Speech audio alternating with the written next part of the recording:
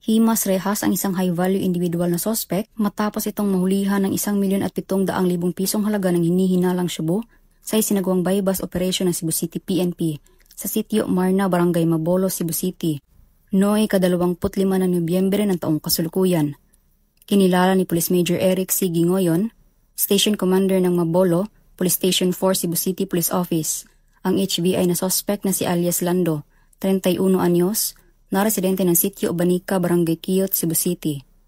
Bandang alas 8:36 ng gabi, nang ikinasa ng mga operatiba ang bypass operation na nagresulta sa pagkasakote ng sospek at pagkakakumpiska ng 8 plastic packs ng hinihinalang shabu na may timbang na 250 gramo, bypass money at sling bag.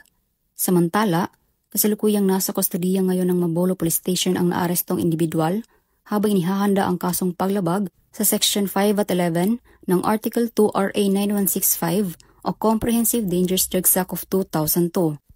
Ang pagkaaresto ng sospek ay bahagi ng pinaigting na kampanya ng kapulisan ng Cebu City laban sa ilegal na droga na pinupuntirya ang mga tulak na tumatakbo sa loob ng bawat komunidad dahil sa bagong PNP para sa bagong Pilipinas, serbisyong mabilis, tapat at nararamdaman.